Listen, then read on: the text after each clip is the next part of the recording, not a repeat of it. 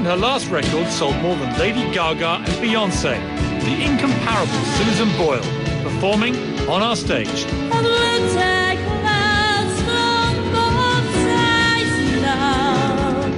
This is Piers Tonight.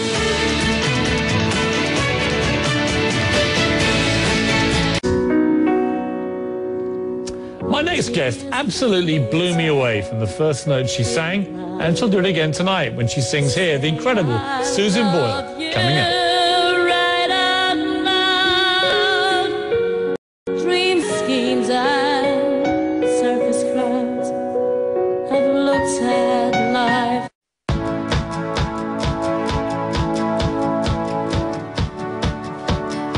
Susan Boyle burst onto the scene 2 years ago on Britain's Got Talent. No one expected much. When she opened her mouth to sing, wow. I was a judge that night, and it was one of the most extraordinary things I've ever witnessed. Susan's voice captivated all of us, and then the whole world. Her first album went to #1 globally. Her second also went to #1 globally.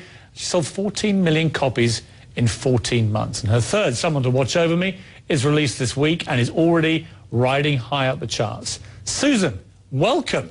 Hello. Who would have thought 2 years ago that you and I would be sitting here in Hollywood from a position where you were a complete unknown, coming on this talent show, hoping for the best, not knowing what would happen, and now you're 15 million albums later. Can you believe it? It's still pretty much surreal.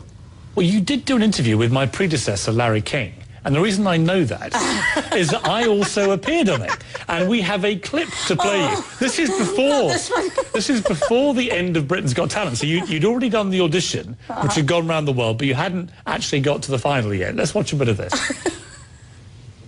And I'd like to say, Susan, I was very touched by the very flattering remarks you made about me in the newspapers at the weekend, which did not go unnoticed, particularly as you chose me over Simon as your potential suitor. And I would like to extend an invitation to you to have dinner with me in London, Susan. I accept. Oh, my God. We've never actually had our dinner date, have we?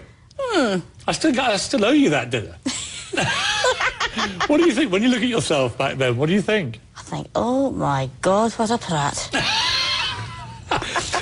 Now, I've got a bone to pick with you because despite our ongoing frisson, I think is the best way of describing it, I had to turn on a rival show the other morning, and I witnessed a scene that I wasn't happy about, Susan. I'm going to play this to you and then remonstrate with you afterwards.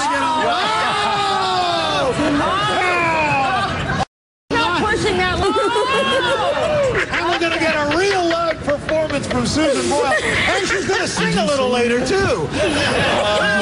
Maybe a duet the way this thing is going. What was that? Hey, we're going to get on. What the hell are you doing with Bill Cosby? I thought I was a man in your life. Aha! Well, I'll be revealed later, my dear. I mean, I love watching that because apart from the fact you seem so relaxed, the fact that you're just cavorting with one of the most famous television stars of all time, again, you must feel like pinching yourself, don't you? Well, still get that fact. He's a lovely man. A nice guy. He's a nice guy. Like yourself. Yeah, I don't want to get into a battle with Bill Cosby. You don't. I would lose. Oh, shame. Tell me about the new album. The new album is Someone to Watch Over Me. It's a reflective album consisting of a variety of songs to suit all ages. I know your manager very well. He's a lovely guy, and he's taken great care of you. And he said to me, I think after the first album be #1 all around the world, he said the really interesting thing about Susan, unlike everyone he worked with, from George Michael onwards, all the great singers he's worked with, is that you had no knowledge of or interest in how many records you'd sold or how much money you'd made. It just didn't interest you. I just love the job too much. Do you know now? I mean, do you ever look at charts? Do you ever ask how you're doing? Every artist does have that wee bit where they like to be the best, I think. So you've now got a little bit more competitive, have you? It's the name of the game. Because at the moment, you're in a head-to-head battle, I think, with Justin Bieber. He's a lovely boy. Yeah, but you want to take him down, don't you? He's a lovely boy. Come on, Susan. He's a lovely boy. I'm not going to commit myself. Written in your eyes there. You're about to say, I'm going to smack down the Bieber boy. He's a lovely boy. He's got a good Great voice, lovely person. I'd love to adopt him, actually. He's a good boy. You know, adopt him. That's a good idea. Yeah, I'll adopt him. Why not? Quite adoptable, isn't he? He's lovable. He's Yeah. lovable. So if he's watching, you would happily take him under your wing. Yeah, got a banter with him. There you go. I mean, you grew up in this little village in Scotland. Not many people lived there. It was not, as people like to say, an unhappy upbringing. You were very happy, actually, for most of your life before you came on Britain's Got Talent. We discussed that. But Still am. Yeah, and the key person in your life was your mother, who very sadly died really before she saw any of this. What do you think? What would your mother have made of this, do you think? Now, that was a bit of a tricky one. But she probably would have said, stop all the nonsense and just get on with it. That's what she should have said. What were the values she taught you? Christian values. How to put yourself in other people's shoes. And how to give of your best.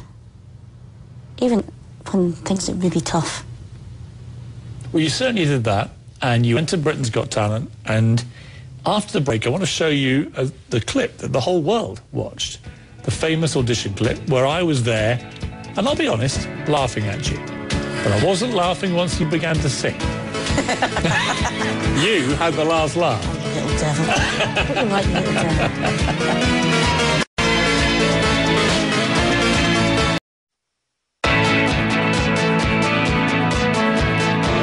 I dreamed a dream in time gone by.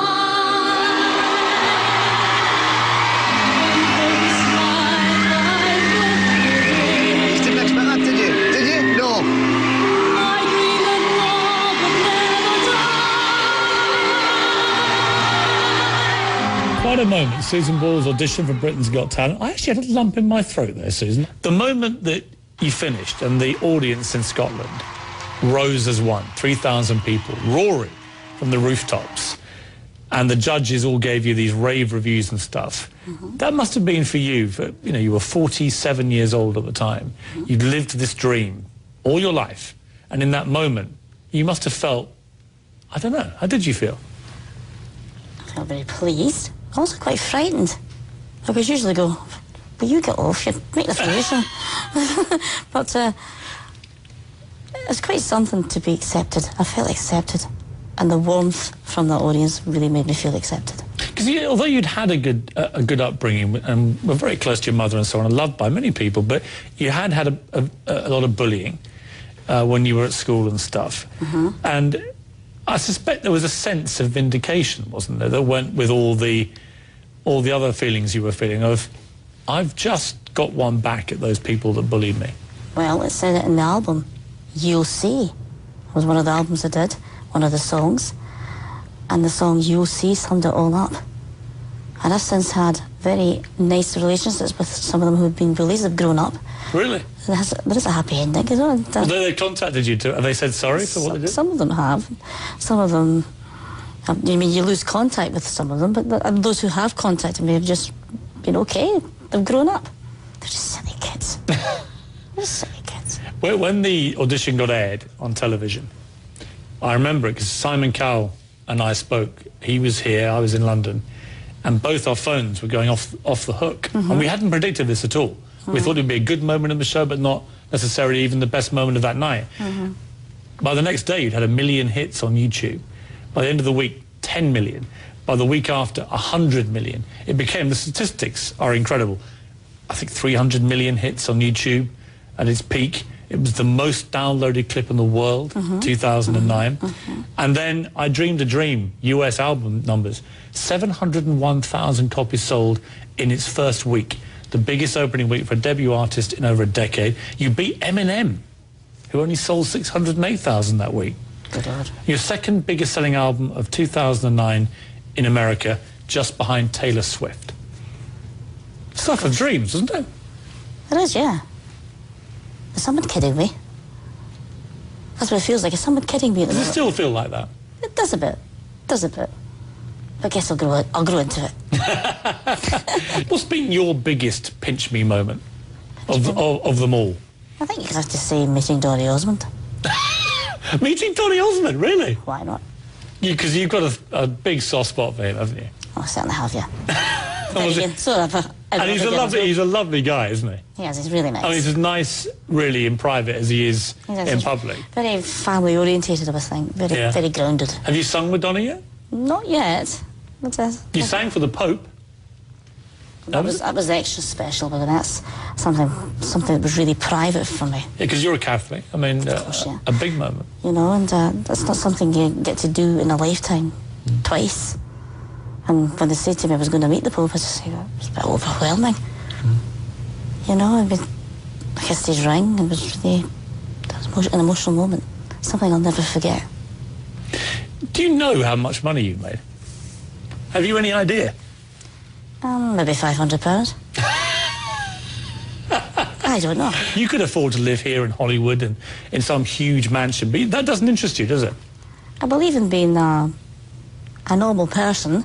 I believe in being a person who's an entertainer, because you're mixing with people all the time. You're in a close-knit community. You come away from that glitzy bit and you become a normal person. I like that transition. What's the ambition now? You've obviously realised the original ambition. What's the next ambition for you? My ambition is to be continuing in what I'm doing, continue to make people happy, and I hope for as long as it lasts the public can continue accepting me the way they do. Well, I don't think you have to worry on that score, Susan. It's been a great pleasure for me and a privilege to have seen somebody that I saw on that day in Scotland, the first audition, and we had that magical moment together and with the other people who were there, and to see you now, third album, possibly by the time this airs even maybe #1 again in America, 3 on the bounce. Very few people in history have ever achieved that. It's a remarkable achievement. Well, good luck, yeah, because you've got the little Bieber man to see off. That's lovely. That's lovely. Yeah, it is lovely. Susan, good luck. It's been a pleasure seeing you, and I wish you all the very best. I believe you're now going to do a little performance for me. Yeah. Of the singing variety, right? Thank you, Dottie Bugger. It's called Both Sides Now. It's from the album Someone to Watch It. Great. We'll take a break, and when we come back, Susan Boyle will sing. Thank you very much. Lovely to see you.